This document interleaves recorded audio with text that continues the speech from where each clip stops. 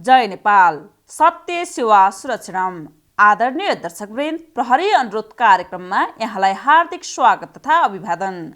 आज हामी अपराध लगायत विभागीय गतिविधि समेटिएको प्रहरी समाचारका साथै कार्यक्रमको दोस्रो प्रस्तुतिमा वृत्तचित्र, विपद व्यवस्थापन तथा उद्धारमा नेपाल प्रहरी लिएर उपस्थित भएका छौँ।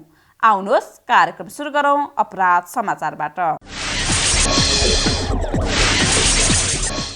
महानगरीय प्रहरी परिसर काठमाडौँबाट खटिएको प्रहरी टोलीले काठमाडौँ कोटेश्वर चोकबाट ब्रिटिस आर्मी हुँ भन्दै धनमाल ठगी गर्ने एकजनालाई असार 31 गते पक्राउ गरेको छ।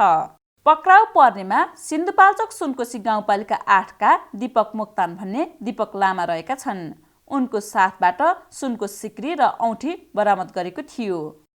लामाले सामाजिक सञ्जाल फेसबुकमा दीपक मोक्तान नामको फेसबुक आइडीबाट आफू ब्रिटिस लाउरे हुँ भनी विभिन्न आश्वासन दिँदै महिला साथी बनाएर सुनको सिक्री, औँठी तथा नगद 5 लाख रुपियाँ लिई 2 महिना अगाडिबाट सम्पर्कविहीन भएका थिए। 7,81,42,000 रुपियाँ बराबर ठगी गरी फरार रहेका झापा दमक नगरपालिका 7 का मनिष अग्रवाल भन्ने चन्दन जिन्दललाई भक्तपुर मध्यपुर ठिमीबाट महानगरीय अपराध महाशाखाको प्रहरी टोलीले साउन 1 गते पक्राउ गरेको छ।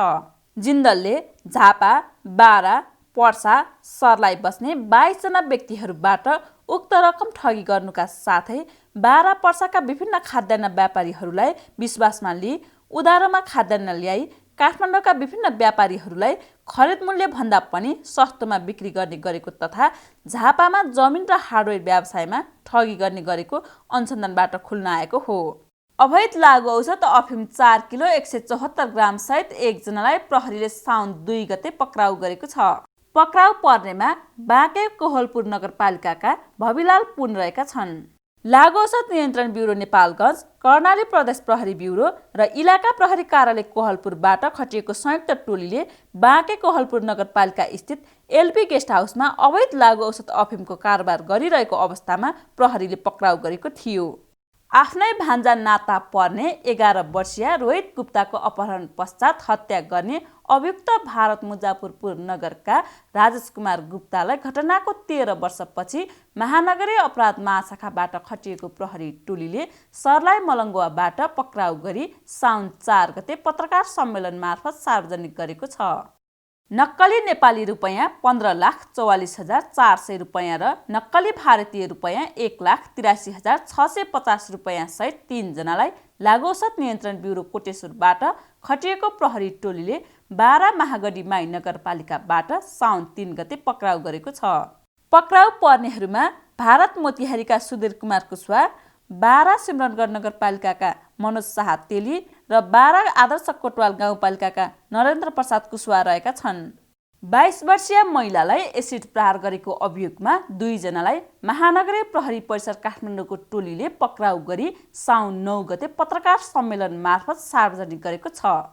पक्राउ पर्नेहरूमा रौतहट लक्ष्मीपुर घर भई काठमाडौँ डल्लु बस्ने गार्मेन्ट व्यवसायी मोहम्मद आलम र भारत बिहार घर भई काठमाडौँ डल्लु बस्ने फैयाज आलम रहेका छन्। यस सम्बन्धमा प्रहरीले थप अनुसन्धान गरिरहेको छ। बैंकिङ कसरमा संलग्न रहेको अभियोगमा सुर्खेत वीरेन्द्रनगर घर भई काठमाडौँ माछापोखरी बस्ने चुडामणि करेललाई महानगरीय प्रहरी परिसर काठमाडौँले पक्राउ गरी श्रावण 9 गते पत्रकार सम्मेलन मार्फत सार्वजनिक गरेको छ। कँडेलले विभिन्न व्यक्तिहरूलाई बैंक तथा सहकारीको चेक दिएकोमा भुक्तानी नभई फिर्ता भएको थियो। अब विभागीय गतिविधि। जुनियर प्रहरी अधिकृत शिक्षालय भरतपुरमा सञ्चालित प्रहरी सहायक निरीक्षक आधारभूत तालिम 176औं समूहको असार 31 गते दीक्षान्त समारोह सम्पन्न भएको छ। समारोहका प्रमुख अतिथि राष्ट्रिय प्रहरी प्रशिक्षण प्रतिष्ठान महाराजगञ्जका निमित्त कार्यकारी निर्देशक प्रहरी नायब महानिरीक्षक प्रकाशजङ कार्कीले उत्कृष्ट प्रशिक्षार्थीहरूलाई पुरस्कार, प्रमाणपत्र तथा उत्कृष्ट प्रशिक्षकहरूलाई नगद पुरस्कार समेत वितरण गर्नुभएको थियो। कार्यक्रममा प्रहरी नायब महानिरीक्षक कार्कीले दीक्षित प्रशिक्षार्थीहरूलाई कार्यक्षेत्रमा तालिममा सिकेका ज्ञान, सिप र कौशललाई पूर्ण पालना गरी राज्यले दिएको जिम्मेवारीलाई सफलताका साथ सम्पन्न गर्नुका साथै व्यक्तिगत एवं व्यावसायिक जीवन सफलताको कामना समेत गर्नुभएको थियो।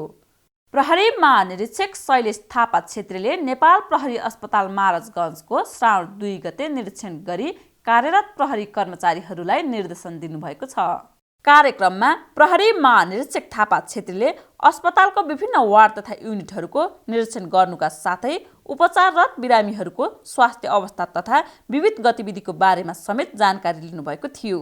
उक्त कार्यक्रममा प्रहरी महानिरीक्षक थापा छेत्रीले नेपाल प्रहरी अस्पतालको श्रीवृद्धिका लागि सबै प्रहरी कर्मचारीहरूले सामूहिक भावना विकास गर्दै अगाडि बढ्नुपर्नेमा जोड दिनुभएको थियो।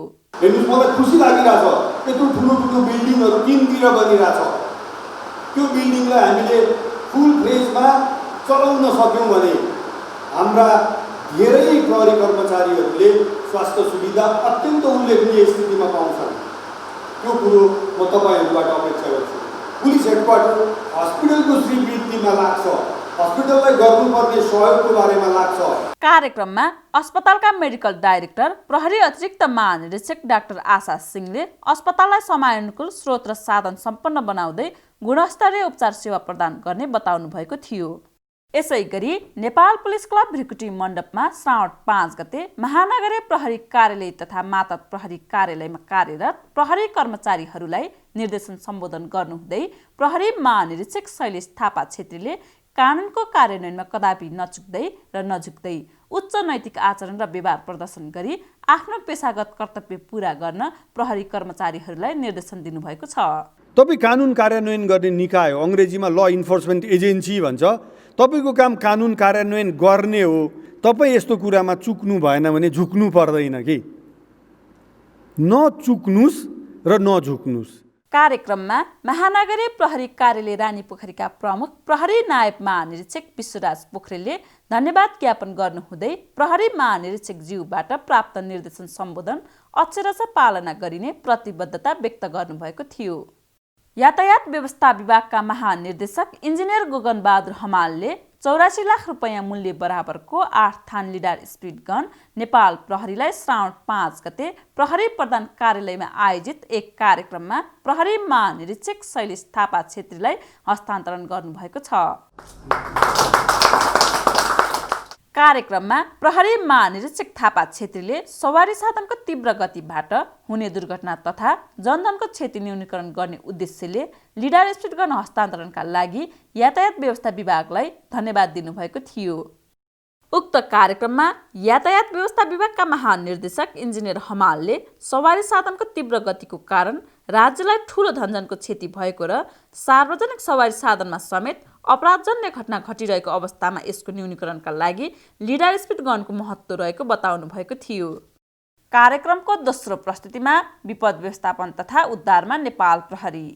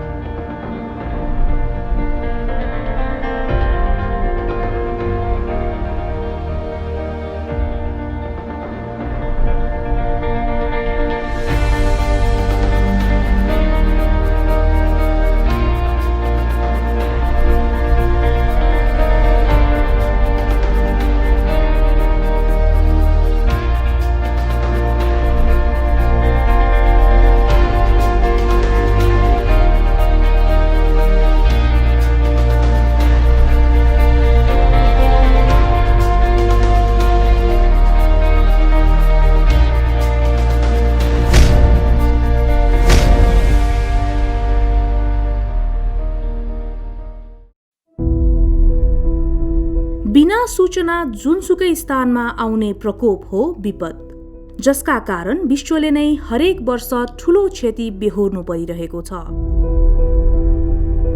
नेपाल प्रकोपको जोखिमयुक्त देशमध्ये एक हो। मुख्यतया नेपालमा बाढी, पहिरो, भूकम्प, चट्याङ, आगलागी, शीतलहर, हिमताल विस्फोट, हिम पहिरो लगायतका प्रकोपबाट वर्षेनी ठूलो धनजनको क्षति हुने गरेको छ। भौगोलिक रूपमा हिमाल, पहाड र तराई 3 तहमा छुटिएको भूबनावटले गर्दा नेपालले वर्षेनी ठूलो विपत्तिको सामना गर्नु परेको थुप्रै उदाहरणहरू इतिहासको विभिन्न कालखण्डमा पाउन सकिन्छ।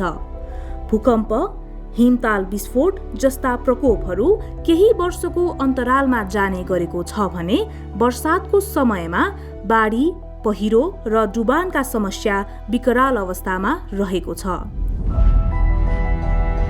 हिमाली र पहाडी क्षेत्रमा बाढी तथा पहिरो र तराई तथा उपत्यकामा डुबानका कारण वर्षेनी ठूलो धनजनको क्षति राज्यले बेहोर्नु परिरहेको छ। विगत 3 वर्षको बाढी, पहिरो र डुबानले नेपालभर भएको क्षतिको तथ्याङ्क हेर्दा 471 जनाको मृत्यु, 441 घाइते, 93 जना बेपत्ता र हजारौं मानिसहरू घरबार विहीन भएका छन् भने भौतिक संरचना विनाश भई करोडौं रुपैयाँ बराबरको क्षति भएको छ।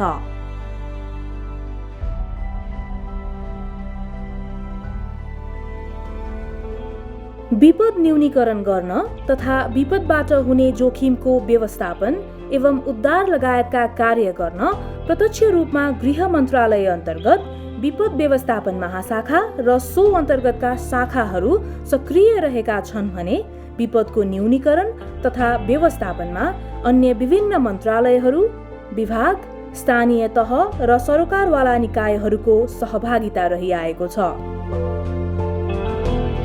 विशेषतः सुरक्षा निकायहरू नेपाली सेना, नेपाल प्रहरी, सशस्त्र प्रहरी बल र जिल्ला प्रशासन कार्यालयहरू विपदको घडीमा उद्धार तथा राहत कार्यमा सक्रिय रूपमा क्रियाशील रहँदै आएका छन्। साथै मौसम पूर्वानुमान महाशाखाले मनसुनको पूर्वानुमान गरी आवश्यक सतर्कताको लागि सम्बन्धित निकायसँग समन्वय गरी सूचना प्रवाह गर्दछ। नेपालमा मात्रै नभएर विश्वमा नै एउटा प्रचलित विधि छ मनसुन पूर्वानुमान गर्ने।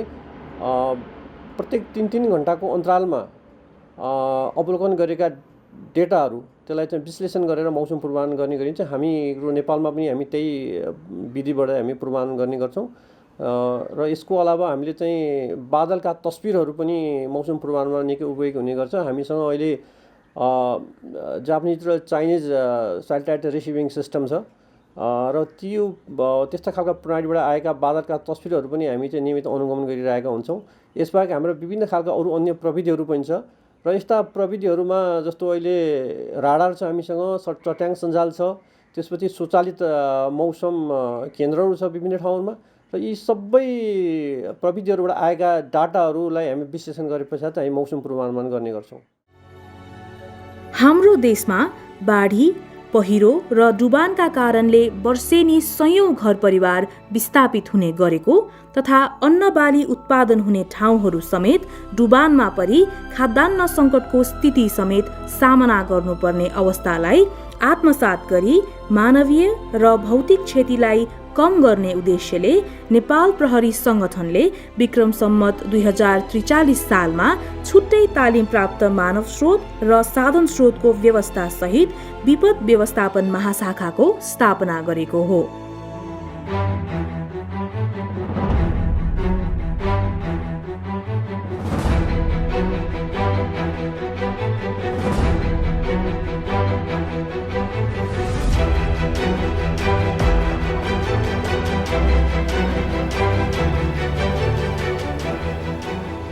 अहिले 7 वटै प्रदेशमा नेपाल प्रहरीको विपद व्यवस्थापन टोली उद्धार कार्यका लागि तैनात रहेको छ।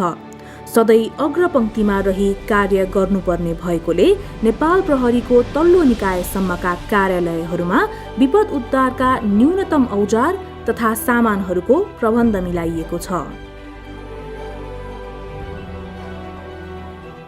नेपाल प्रहरीमा अहिले 1322 जना डेडिकेटेड विपद प्रति कार्यकै लागि दरबन्दी भएका कर्मचारीहरू र दक्ष कर्मचारीहरू रहेको छ, जसमध्ये विपद महाशाखामा 447 जना र 7 वटै प्रदेशमा प्रहरी निरीक्षकको कमान्डमा 125 जना दक्ष प्रहरी कर्मचारीहरू आवश्यक स्रोत साधनहरूसित हामीले खटाएका छौँ। र यी प्रहरी कर्मचारीहरू महाशाखामा तपाईँको 3वटा प्लाटुन 24 घण्टा तयारी अवस्थामा रहेको र बाँकी चाहिँ स्ट्यान्ड बाईमा रहेको।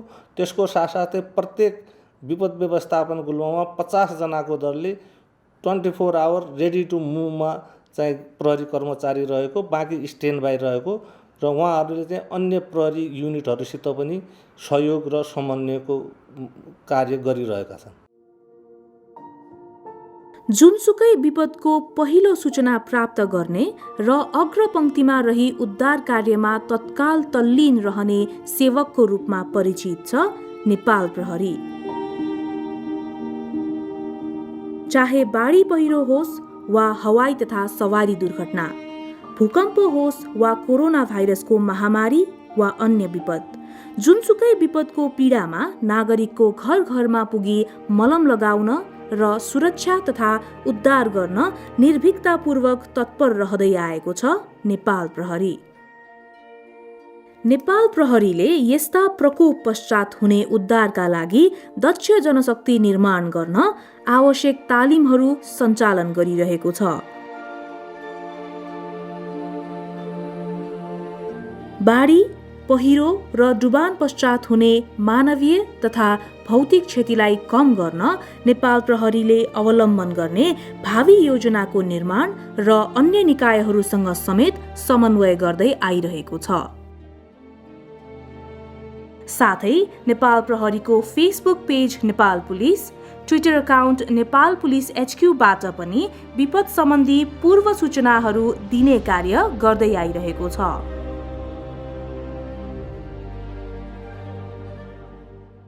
नेपाल प्रहरीले बाढी पहिरो उद्धार तथा व्यवस्थापनको लागि प्रहरी प्रधान कार्यालयले मनसुन आपतकालीन कार्ययोजना तयार गरेर मात्र सम्पूर्ण प्रहरी कार्यालय पठाई अहिले त्यही कार्ययोजना अनुसार चाहिँ नेपाल प्रहरी परिचालन भइरहेको अवस्था छ। विपद प्रकोपको बारेमा सूचना खबर प्राप्त भइसकेपछि छिटोभन्दा छिटो उद्धार कार्यमा परिचालित हुन र आवश्यक समन्वयको लागि सम्पूर्ण प्रदेश प्रहरी कार्यालय तथा जिल्ला प्रहरी कार्यालयसम्म सिनियर प्रहरी अधिकृतहरूलाई फोकल पर्सन तोकिएको अवस्था छ। फोकल पर्सनले विपदको समयमा गरिने खोजी तथा उद्धार, पुनर्स्थापना एवं व्यवस्थापन लगायतका सम्पूर्ण कार्यलाई सहज तथा प्रभावकारी बनाउनको लागि सरकारवाला निकायहरूसँग निरन्तर समन्वय गर्ने व्यवस्था मिलाएको छ। विपदबाट हुने क्षति कम गर्न र विपद जोखिम न्यूनीकरणको प्रमुख उपाय नै सावधानी हो। यसका अतिरिक्त प्राकृतिक सम्पदाको अत्यधिक दोहन हुन नदिने, व्यवस्थित सहरीकरणको विकास गर्ने, भू उपयोग नीतिको प्रभावकारी कार्यान्वयन गर्ने, नदी खोला छेउमा निर्माण हुने वासस्थान नियन्त्रण गर्ने, ठूला नदीहरूमा बाढी आउनु पूर्व सूचना साइरन प्रणालीको प्रचार प्रसारलाई प्रभावकारी बनाउने र उद्धार तथा राहतमा खटिने मानव स्रोतलाई निरन्तर तालिम गराई तयारी अवस्थामा राख्नु जरुरी छ। हामी लगायत जल तथा मौसम विज्ञान विभाग, खानी तथा भूगर्भ विभाग र सिँचाइ विभाग, हामीहरू चारैवटा संस्थाहरू सँगै आएर यसको असरमा आधारित यसको पूर्व सूचना प्रणालीहरू उहाँलाई हरेक घर घरमा पुर्याउने, हरेक भाषामा पुर्याउने, त्यस हिसाबबाट हामीले काम पनि गरिरहेको छौँ। यति गर्दा गर्दै पनि घटनाहरू घट्छन्। त्यस्तो अवस्थामा हामीहरू तुरुन्तै नेपाली सेना, सशस्त्र प्रहरी र जनपद प्रहरीहरू तीनटै संस्थाहरू, त्यो सँगसँगै रेड क्रस लगायत संस्थाहरू मिलेर कसरी छिटोभन्दा छिटो समयमा हामी स्थानीयहरूलाई उद्धार गर्न पुग्ने, हामीलाई उहाँलाई राहत पुर्याउन सकिने हिसाबबाट हामीले त्यसरी कामहरू गर्छौँ। यसको अलावा प्राधिकरणले अब यस्ता क्षतिहरू हरेक वर्ष हुन्छन्, राज्यको स्रोतबाट मात्र यसरी यो धान्न गाह्रो हुँदो रहेछ। यसरी रेस्पोन्सको हिसाबबाट भोलि घर नै थुप्रै सयौँ घरहरू अहिले यो पहिरोबाट लग्यो, बाढीले डुबान गर्छ। यस्तो चिजहरूलाई आर्थिक स्रोतको व्यवस्था गर्नलाई हामीले डिजास्टर रिस्क फाइनेन्सिङ भनेर अर्थ मन्त्रालय, गृह मन्त्रालय, हामीहरूको मन्त्रालयले यसलाई अगाडि लिएर जाँदैछौँ, जसले गर्दाखेरि बिमा जस्ता टुल्सहरू प्रयोग गरेर यसको निजी क्षेत्र सरकारीमा पनि सङ्घीय सरकार, प्रादेशिक सरकार, स्थानीय सरकार र त्यो घर अथवा त्यो व्यवसायले पनि यसको जोखिमलाई बाँड्ने, त्यसको लसेसहरूलाई बाँड्ने, त्यो हिसाबबाट भोलि घर भत्किहाल्यो भने पनि, भोलि घर बगाइहाल्यो भने पनि त्यसको प्रिमियम तिरे बापत हामीहरूले अहिले जस्तो राहतको हिसाबबाट 2 लाख 3 लाख मात्र होइन कि त्यो पुरै घर फेरि जस्ताको जस्तै बनाउन सक्ने, त्योभन्दा राम्रो बनाउन सक्ने र त्योभन्दा सुरक्षित स्थानमा बनाउन सक्ने हिसाबबाट डिजास्टर रिस्क फाइनेन्सिङ लगायतका हामीले कार्यक्रमहरू पनि अगाडि बढाएका छौँ। बाढी, पहिरो लगायत अन्य प्रकोपहरूबाट जोगिनका लागि हामी आम नागरिकले समेत बेलैमा सचेत हुन जरुरी देखिन्छ। अव्यवस्थित सहरीकरण र विकास निर्माणका कामलाई व्यवस्थित तरिकाले अगाडि बढाउन सकेमा बाढी, पहिरो जस्ता विपदहरूबाट हुने क्षतिबाट सुरक्षित हुन सकिन्छ। त्यसैगरी वनजङ्गल फडानीका कारण आउन सक्ने पहिरोका सम्बन्धमा समेत आम नागरिकलाई सचेत बनाउन जरुरी छ। त्यसैले उजाड तथा भिरालो ठाउँहरूमा वृक्षारोपण गरेर पहिरोको जोखिमलाई न्यूनीकरण गर्न सकिन्छ। नेपाल सरकारले बाढी, पहिरोका कारण हुने क्षति न्यूनीकरण गर्ने क्रममा जल उत्पन्न प्रकोप नियन्त्रणका लागि विशेष नीति तर्जुमा गरी सडक छेउछाउ बोट बिरुवा लगाउने, आकाशे पानीको उचित निकास, वृक्षारोपण, पक्की तटबन्ध निर्माण, प्रकोपपछिको खोजी, उद्धार, राहत, स्थानान्तरण र घाइतेहरूको स्वास्थ्य उपचारको व्यवस्था जस्ता कार्यहरू अगाडि बढाइरहेको छ।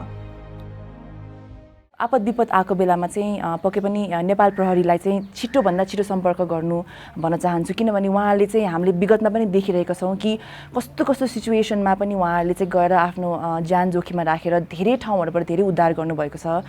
सो यस्तो बेलामा चाहिँ हो आत्तिन्छ, के गरौँ थाहा हुँदैन, तर यस्तो बेलामा चाहिँ नजिकभन्दा नजिक जो प्रहरी हुनुहुन्छ, जहाँ कार्यालय छ, त्यहाँबाट चाहिँ हेल्प मगाउनु भयो भने चाहिँ आफूलाई धेरै राहत मिल्छ र रिस्क पनि अलिकति नियन्त्रण हुन्छ जस्तो लाग्छ मलाई। र यही क्रममा नेपाल प्रहरीको कुरा गर्दा मैले अघि भनि पनि हालेँ, कतिचोटि यस्तो कुराहरू सुन्नमा आउँदाखेरि, जब कतै बाढी आयो, कतै पहिरो आयो भनेर सुन्न आउँदाखेरि चाहिँ नेपाल प्रहरी चाहिँ हरदम त्यहाँनिर एकदम छिटोभन्दा छिटो पुगेको हामीले देखेका छौँ र सक्दो हेल्प गरेर, सक्दो उद्धार गरेर कसरी हुन्छ हाम्रो देशको जनतालाई चाहिँ सुरक्षित राख्नमा उहाँले ठुलो योगदान दिनुभएको छ।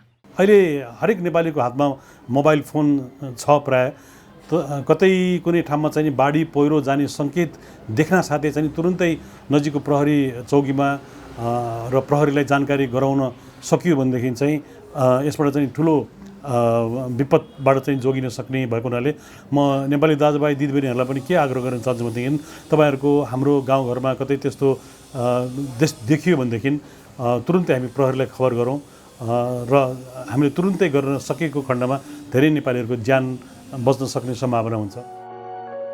नेपाल सरकारबाट भावी दिनमा प्रकोप प्रभावित क्षेत्रको पहिचान गरी त्यस्ता ठाउँमा प्रकोप नियन्त्रण गर्न अझ प्रभावकारी रूपमा अल्पकालीन, मध्यकालीन र दीर्घकालीन योजनाहरूको तर्जुमा गर्दै बढी जोखिम भएको ठाउँमा ग्रीष्म ऋतुको समयमा नै पक्की तटबन्ध निर्माण गरी तारजाली राख्ने र ढल, नहर तथा बाँधहरूको मर्मत सम्भार गर्न सकेमा प्रकोपजन्य जोखिमलाई कम गर्न सकिन्छ।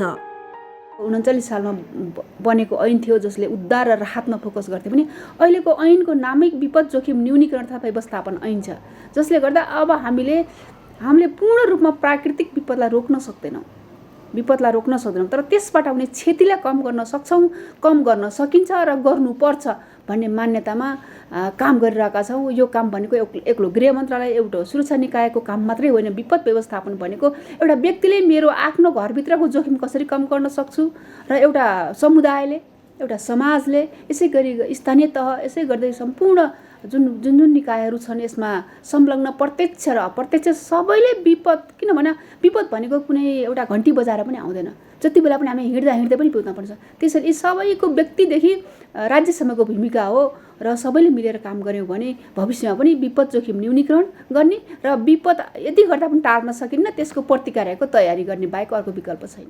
2072 सालको भूकम्पको बेलामा होस् वा अन्य प्रकोपको बेलामा उद्धार कार्यका लागि नेपाल प्रहरी, अन्य सुरक्षा निकाय, सामाजिक सङ्घ-संस्था, राजनैतिक दलका भातृ सङ्गठनहरू र समुदायको सक्रिय सहयोग र सहभागिता रहँदै आएको छ।